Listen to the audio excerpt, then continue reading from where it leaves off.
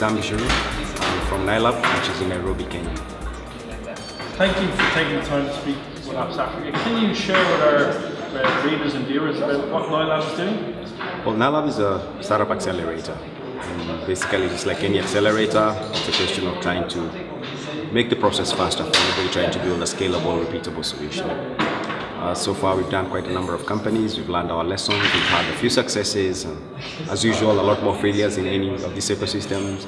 But now we're going ahead to find ways to solve those, to increase our level of success with every company we work with. What are the startups that are exciting you right now in Nailab and in Kenya? I think Africa still has a lot of basic problems to solve. So startups that are solving very basic, everyday type of problems are quite exciting for me.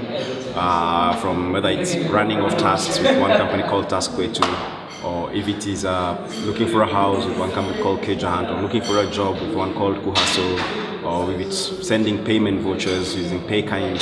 So some of these are the companies that we have that are dealing with every other day challenges at the moment. Education, healthcare, infrastructure, security, logistics. Pretty interesting, exciting stuff as it is. And solar power. There's a lot of talk about solar and what's the state of play there? Well, I guess we have a lot of people, we have a lot of companies in the space of solar power, and we have a lot of interest as well. And it seems that I'm starting to wonder whether the interest comes from the need or interest comes from the investors, because with the injection of money from people like Richard Branson into some of these companies, then you can see a lot more interest and a lot more people going into the solar space. So there is need for renewable energy across the world. There is a lot of players in solar in Africa. I am really curious to see how this space stands out in the next 3 to 5 years. One of my biggest reservations is what happens when governments are effective and they decide to do rural electrification programs that have been done in the past, it's been done by some other countries. Then the solar business is out. It's not a viable business anymore, other than as an alternative source of energy for some of these places. But there is opportunity. If solar generated energy can be allowed to go back to the grid and all these kind of things, it could be very exciting as well. Great. And Nailab are starting a fund. Can you tell us some more about this?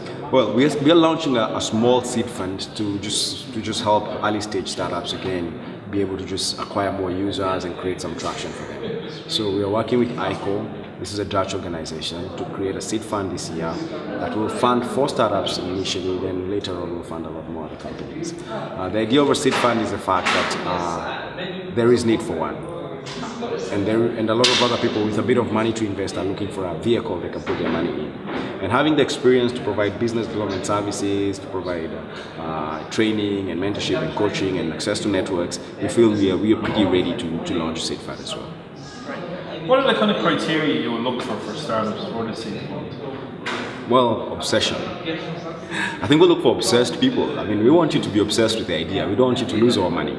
So get obsessed, really obsessed. And obsession is a feeling, but the actual output, tangible output is traction. How much traction does your startup have? Don't apply for the seed fund with your idea. We don't like ideas. The ideas are worthless. Apply with the idea that you actually have executed and have created traction, and you're obsessed enough to see that traction grow. Pretty much. You speak about ideas there, ideas being worthless. What do you feel is the level and quality of startups you're seeing across Africa? Well, I'm quite impressed, by the way. I'm quite impressed by some of the startups in Morocco. The finalists for the Seed Stars were really amazing. I mean, that was a real startup battlefield. I'm impressed by startups in West Africa. I'm seeing a lot more enterprise solution. I'm seeing a lot more scale. I'm surprised also by startups in South Africa. 5 years ago, they were most of them were really useless, just people messing around with ideas. But today, they're not useless anymore. I'm impressed by some of the startups in East Africa as well, from people who have been able to attract really good venture funds. So you ask me, I say 5 years ago, we saw the challenges. Now, we're able to see something way much better coming out. We're really just at another turning point now, where quality now is more than quantity.